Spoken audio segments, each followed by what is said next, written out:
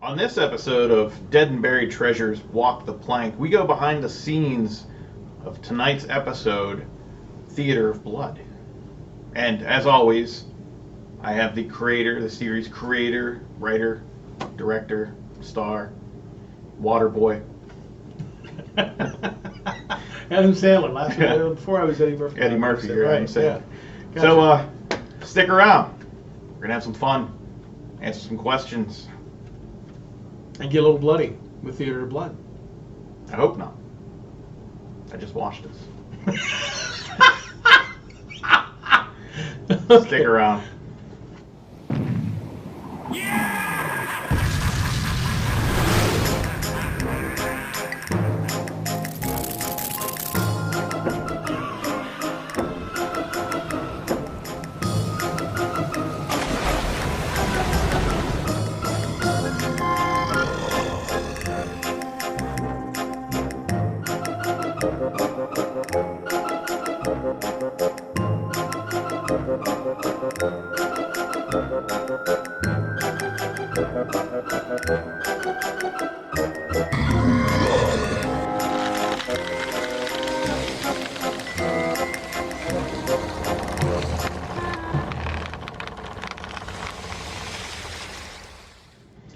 Welcome to Walk the Plank, the pre-show to Dead and Buried Treasure. I'm your host, as always, and this right here to my right.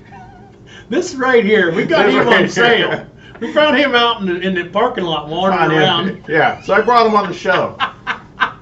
Although he has everything to do with Dead and Buried Treasure, so that's kind of important to, And that's not because the show. That's not because of my age either. No. But it does reflect that. That'll be next week's episode. So, this week's episode, you have Theater of Blood with Vincent Price. Yeah. So, Theater of Blood. Why did you choose Theater of Blood? Oh, we're diving right in. I'm just hitting you with the questions right off Sure, the bat. We're not even messing around. You know, when you think of theater, when you think of horror or the horror genre, you have that.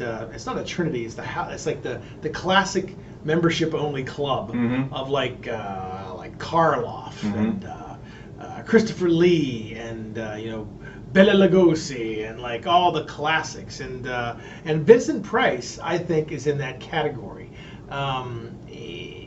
He has one of the most iconic laughs ever recorded in history. Yes. With the Thriller video, with Michael Jackson's Thriller video. And we were just talking about this off camera because the final Star Wars film's coming out, and we talked about how they did the thing with the Emperor laughing to tease audiences. Is the Emperor really alive?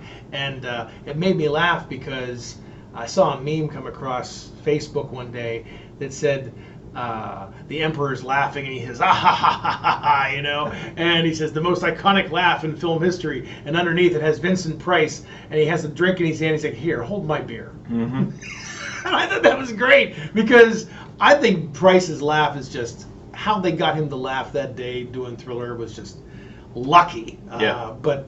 So I got Price on the show because he's one of my favorites, and he's done over 200 films, most of them horror related. And he's just an icon of horror. He's done a lot on our show already. He did the Bat. Yeah. He's done. He's doing a Theater of Blood.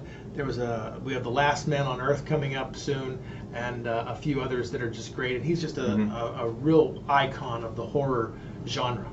And he tends to love movie titles with the word house in it. Yeah. House of the Fallen Gables, House of Usher, the House of Wax was actually the first film by a Hollywood motion picture company to be released in 3D. So Price has been around, and he knows how to scare, but he also knows how he has that level where it's just fun. Yeah. He keeps it fun, and light, and I think that's kind of. We have another one coming up, the House on Haunted Hill. There you go. Coming up in that's a classic. The next few episodes. So yeah, he's a real icon for the genre, and I think that him on Dead and Buried Treasures is just a match made in heaven. Yeah. So speaking of Dead and Buried Treasures, what's the theme of the show? I mean, you always have something going on there. Well, we like to compliment the movie we're hosting. And this particular installment, Price plays an actor who, in his mind, is one of the best stage actors in history. And he's up for an award, the Critics' Choice Award for the Best Actor of the Year in London. And the critics don't choose him. And it goes to someone else, and he has a bit of a psychotic break. He ends up getting killed at the hands of the critics, and he comes back to pledge vengeance on the critics who denied him his award.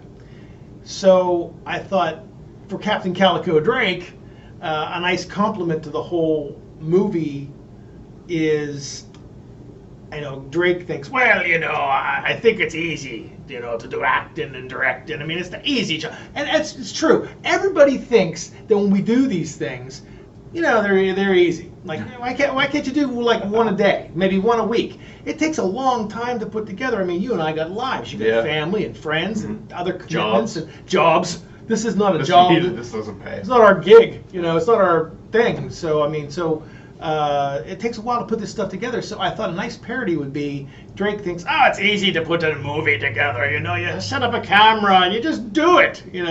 There's writing, there's editing, there's post-production, there's special effects, there's music, there's acquiring the rights to the film, there's blah, blah, blah.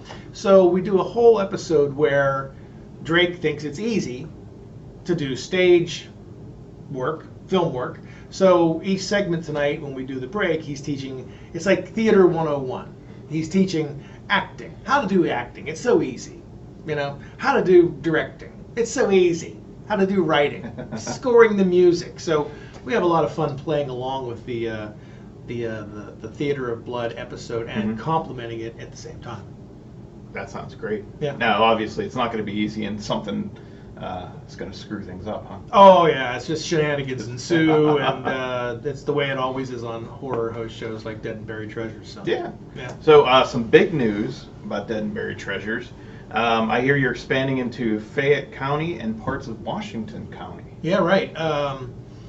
We right now, well, can't say right now, like before tonight, we were seen on our flagship station, which is Bethel Park. That covers like BPTV Channel 7, it covers like Peters Township and Donaldson's Crossroads and all up and the Mount Pleasant, so in those areas up there where it's toward Pittsburgh. And we're also in PCTV in Pittsburgh. It covers Monroeville, South Side, North Side, downtown, those kind of things. So we're slowly taking over southwestern Pennsylvania. So the next notch in our sword belt, I guess. Sword belt? What do they call it? Frog. For your sword. The next notch in our frog is the Uniontown area and in all of Fayette County and parts of Washington County through CUTV, which is channel 17 on Atlantic Broadband and 61, I think, on Armstrong Cable. I'll double check that if we have a break. So, and you're watching the show tonight, obviously, the pre-show for our expanded audience through California University of Pennsylvania, and they have graciously allowed us to put the show on there as well. So I believe at this time it's seen Saturdays at 9. We're trying to get Fridays at 9 as well. I don't know if that's, we hope generally do the double feature thing, kind of Friday and Saturdays at 9. Bethel Park is Fridays and Saturdays at 11. PCTV, it's a little bit later, like a late night crowd. Like sometimes it's on at 12, sometimes it's on at 2. And they like to flip-flop that. We flip-flop it with the Chiller Night Theater horror host show that we discussed in another show with Jack Shadow as the host. So we kind of have multiple horror host shows on at the same time through Pittsburgh.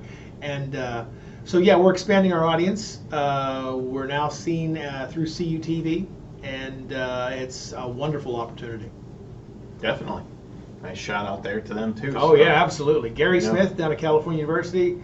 Couldn't say enough kind words about him. He's a great colleague, and he's graciously decided to open up the market for us. It's great. So thank you for that. I gotta ask, because this is one of my favorite parts. Do you have to ask? I have to ask. because people are writing me every day, calling my phone. They say ask. Ask Drake this. Yes. I mean, so I have Drake. to ask. Ask him to ask Drake this. There you go. Yeah. But I'm going to ask you this. Okay. Did you bring any props? Because I always love when you always bring props, and we talk about that, some of the stuff that you use, and it just gives you a little more behind the scenes of the show. Yeah, I did actually, and there's a little story that goes with it. Sometimes I go on location to do personal appearances and stuff. Like most notably, I love the Renaissance Festival, and I go to the Renaissance Festival every year. It's an opportunity to go out, mingle with everybody, especially on Pirates weekends. We had a contest earlier in the year. Come find me. Mm-hmm. We did a Facebook contest. Come find me at Pirates Weekend at the Renaissance Festival. And if you find me and you can tell me the name of the movie we hosted that weekend, you got a walk-on role in the show. And I believe the winner was Vanessa Pancott, but we'll get to that in another episode. But she won a role there, and I like to go out and you go out and you just mingle with the pirates and see who really knows you, And so I go out. The first year I did this, I went out and I had, this is actually a prop I use on the show.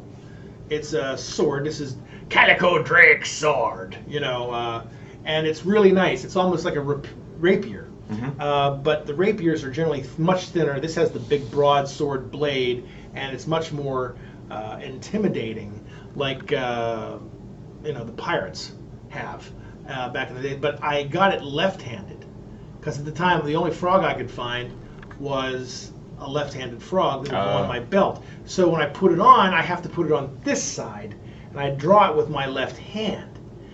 I'm not left-handed. Mm-hmm. So it's like they'll say, well, in case you want to have some sword fights. I'm like, when am I going to sword fight anybody? I'm going to go out and start swinging. Yeah.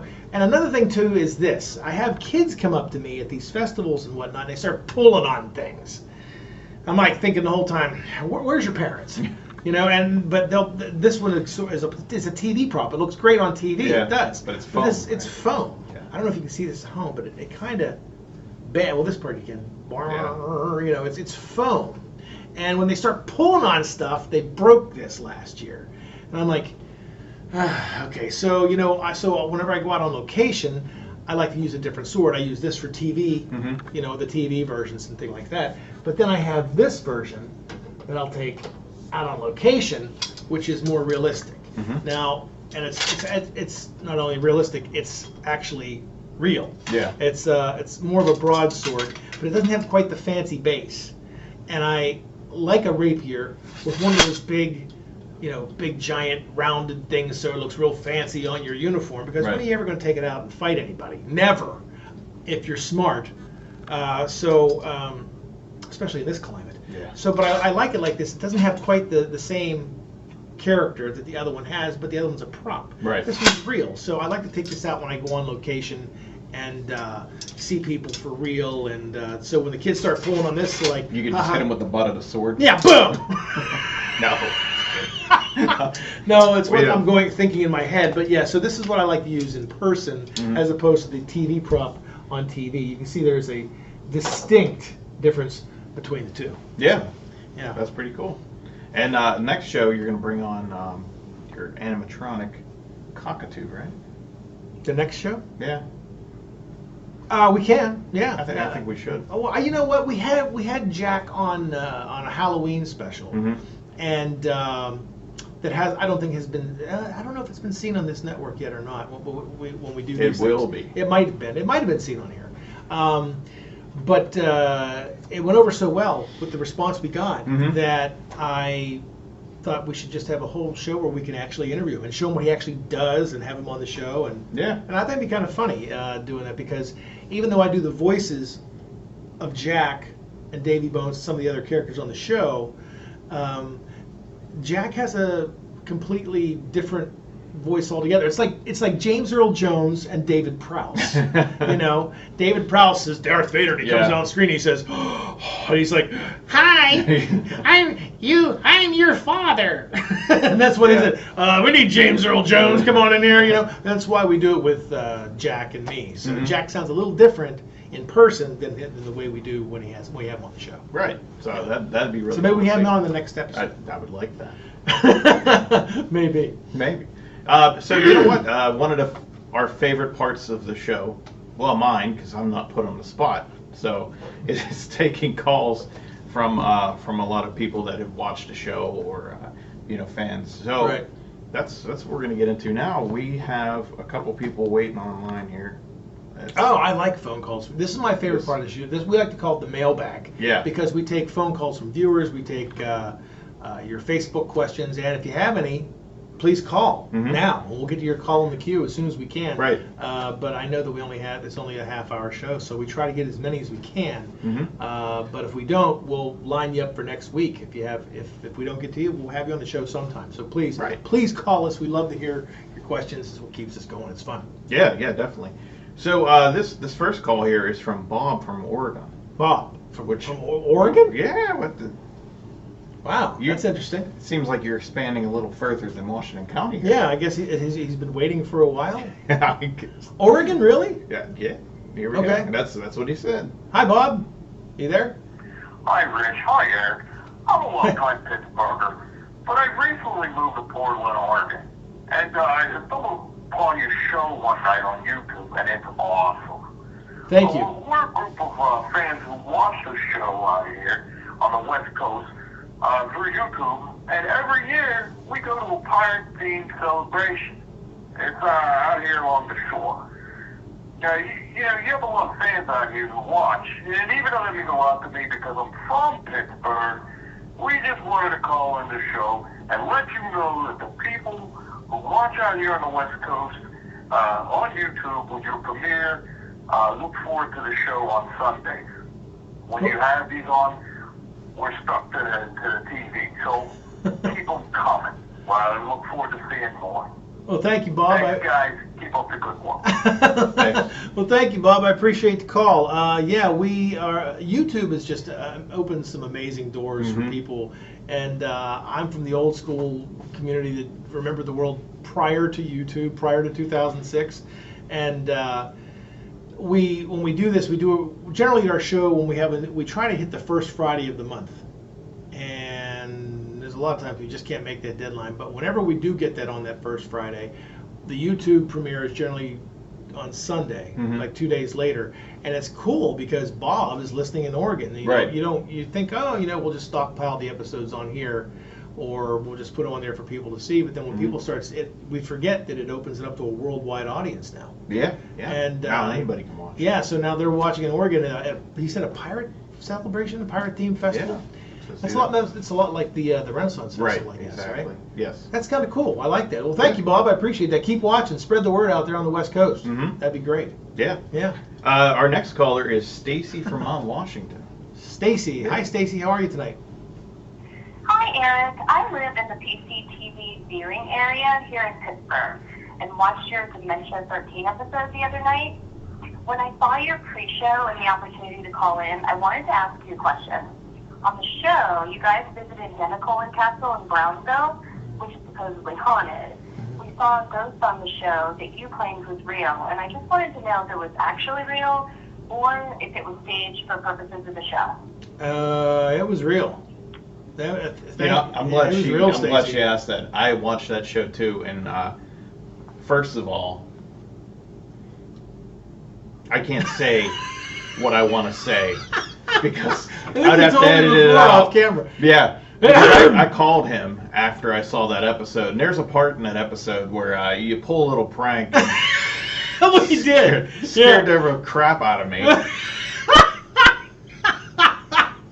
I said thanks. Thank you. Thank you. Well, we do a little scare with a couple. So that was a nice little jump scare there. So I'm not going to say anything else because if you haven't seen it yet, you're in for a surprise. But I was wondering the same thing about the ghost that was in the reflection there. If that was an actual ghost or someone standing there, or if you added that in. But that's genuine. That was pretty creepy. Yeah, we did not fake that for anything for TV purposes. That was a genuine photograph that we got permission to use. And for those of you who have not seen the episode yet, or if you want to see the episode, you can see it on YouTube. It's when we host the movie Dementia 13, and we go on location to the Nemacolin Castle in Brownsville, and they have haunted ghost tours there. every October or so. But then they completely renovate it and change the theme. At Christmas time, they have a big Christmas. Now it's all warm and cozy. It's like a month earlier, it's like, So they have a lot of fun with it. But there's a lot of history behind that castle, and I don't know when it happened for me. I was never really interested in history before, but now I have this real appreciation of history and the Revolutionary War, and especially the Revolutionary War. But there's a lot of history behind that castle. But there's a photograph where we're just taking your quick pictures around the castle, and later, upon examination of that photo, you can see a reflection of somebody wearing, which looked like turn of the century garb back like in the late 1700s, early 1800s, with it looked like a silk shirt, and he had real long black hair, but the face was all scratched out, and the photo didn't take for his face for some reason, or there was a crack on the mirror. Anyway, it was a reflection in the mirror, so no one caught it. But when the Nemacolin, upon a closer examination, when the museum looked at it, they said there's nobody there that even matches this description that works there. So they looked at it closer, and when they reenacted the photo, the ghost would have been standing like right here, right, right next to you, which is deeply possible. Chilling, because that's not possible. Yeah. And but the photograph looks the guy in the photo looks so real. You can see it looks like a guy maybe in his 30s or 40s, and it was just that was 100% real, which was one of the coolest things. When we do these kind of horror host things, you don't expect something like that to happen. We did one when I was at Bethany College a couple years ago, and we were hosting monster movies, trying to prove that the old main on Bethany College's campus was haunted. And we had a live remote outside with a TV truck, and we're doing all things. We're taking breaks for coffee, and then we go back and cut in the movie. We're doing it all live, and all of a sudden there was a huge boom on the outside of the truck, like pounding, and like, holy hell, what the hell is that? We flip open the door, and nobody there. Nobody there. Wow. And I mean, we looked around. There's nobody there. This was like maybe 1:30 in the morning. And if you've ever been to Bethany College, it's like one of those old campuses that are like out in the middle of nowhere. There's not even a street light in the town. There's not even a restaurant. Well, there's not even a restaurant or a bar any longer in the town. It's just very out in the middle of nowhere. And it was really creepy. And the whole crew was like, well, let's wrap up the movie. We're leaving now, So, so that photograph, genuine. Wow. Yeah. Good question. Our last caller we'll do here is from Lauren in Uniontown. Oh, it is getting late. It is. Hi, Lauren. How are you? Hi guys, I just watched your episode where you are hosted in the Vincent Price movie, The Bat, and was wondering where the Batcave is in real life, and if you can tour it, or the set you've built for the show. Thank you. Bye.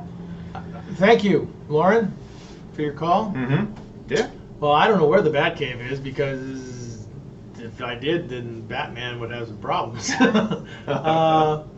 Maybe you should field this question. I guess this one's more I don't suitable think to me. I mean, I guess we can tell everybody, right? I mean, this is Bruce Wayne.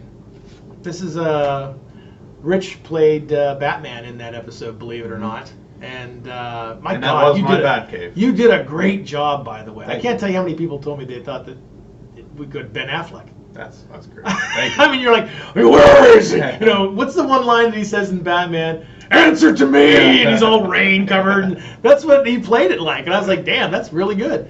But thank you.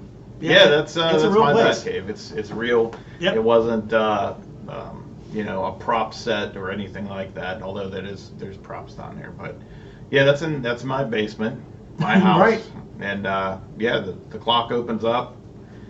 It Yeah. literally is a Batcave. It's kind of where I have a big collection. I keep my collection down there, and also usually my wife and I, that's our movie night. We go down there, turn the lights out. It looks like a movie theater. And we'll go down there and watch movies and stuff. That's awesome. That's kind of our escape from the kids. But maybe someday we'll do that. Yeah, but we'll do a tour of the actual. I think so. I think that's a good idea. We actually angled that episode so it's not really Gotham City, right? But because the island is enchanted, it kind of creates these places all over the island, like the island in Lost. It does all these weird things that they're there one day, and Our fantasy island, where they're there one day and they're not the next. Yeah. So we didn't know Captain Drake in the plot, stumbled upon the island, and the island is enchanted with these movie curses and things, and so it wasn't really the Batcave in real life so much as it was Gotham City and Batman, but something the island concocted up based on movie history. And we looked into that with you. Yeah, that was awesome how we kind of met a mutual friend of ours who maybe all of you know from Outtakes with Fiore. And he's a film critic in Pittsburgh, one of the best, actually. Yeah. And well, he thinks he's the best. I didn't say that. That was him. I know I'm going to see it now, all capital letters. Hey, Eric, what do you think? What are you doing? Who do you think you are, Captain Blowhard? No, I'm just kidding. But that's how we met. Fiore and I go way back that we can do that. I've known him since the 90s. My wife and my father-in-law he's family, basically. Yeah, he's a great guy. And that's kind of how I got to know him. And then through him on a birthday party, you were there. And I kind of recognized you from Facebook, from being friends with him. And we just started talking. And he said, you were the guy with the Batcave? And then it just went from there. Right. Yeah. Yeah, I actually started. I was an admirer of his Batcave before I even met him. Yeah. So when he introduced me to Fiore, I was like, "You own that Batcave?" Yeah. I said, "I got to have it on the show." Yeah, he said, "I got to work something out." And in a few months of you coming up with a script and a movie, The Bat, to tie it in, and yeah, it wasn't that great. It wasn't one of Vincent Price's better films. But no, it was but nice it was to call it The Bat. Yeah, as the tie-in with Batman. It all worked out. It all worked out in the end. Yeah. And correct me if I'm wrong, but I think that episode on YouTube is probably one of your most viewed episodes. Yeah, I think it is. I think it's actually has more views than any episode we've ever done on YouTube. Yeah, hell, you're looking. Thank you so much there, Bruce. Yeah, so that's a lot of fun. So that's more to come, and hopefully we'll do a tour of that. Maybe we'll have a pre-show for The Bat. Yeah, we might bring it back. Because there's a lot of outtakes on that one. Yeah, and I think I fudged up a lot. I think the viewers would know too. Will be interested to know that he has like 2 bat suits. Yeah. He has like dinner material, and then he has afternoon material. Yeah. Crime fighting material. Yeah. One for going out. I mean, what you saw, the Batcave was 100% real. It's real. And in fact, when we go back and we looked at it again, I said, "There's only one thing I think you and I agree that we shouldn't have had in there when it says welcome to the Batcave." Yeah. There's a sign going down the steps. Yeah. It says "Welcome to the Batcave." I think probably in retrospect we should have pulled that, but it was great. Yeah, it was great. Yeah, so it's real. So there you go. So we're coming up to the end here. Yeah, we're almost out of time. We are. So I got to ask, what do you got lined up for next week's show? Well, the next episode, tonight we have Theater of Blood, and it'll be a lot of fun. Next episode, we're going to have a double feature. Oh, we have a double feature. It'll be the Bucket of Blood, if you know the Roger Corman classic, and probably the oldest horror film there, one of the oldest horror films out there, but it's such a good movie. Years ahead of its time. The Most Dangerous Game. And we'll have that next time. All right. Well, that's a bit. That's all we have for you. Boy, half hour goes fast when it does. It really does. But it was fun. So we'll be back again for another episode of Walk the Plank. So be sure to check him out. We have links below for his YouTube channel. Check him out on Facebook, Dead and Buried Treasures. And make sure you call in. Call in. Give us some questions. Keep those phone calls coming. And the Facebook comments, we wish we could get to all of them tonight, but we'll get to more. We'll answer them next week. Yep. So stick around for the movie Theater of Blood. It's a good one. It is. I'm not quite as good as Price. No. But you're good. Yeah. You're good. You're good. I try. Try it.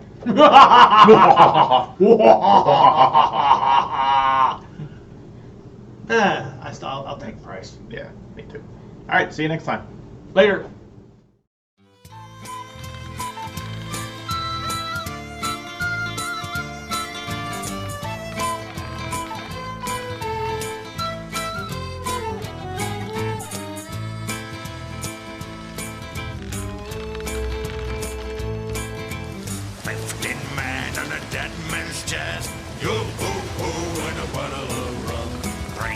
Devil be done for the rest. Yo ho ho and a bottle of rum. The mate was faced by the possum's bite, possum's brain with a marlin spike, and a cookie stroll was marred with light. had been gripped by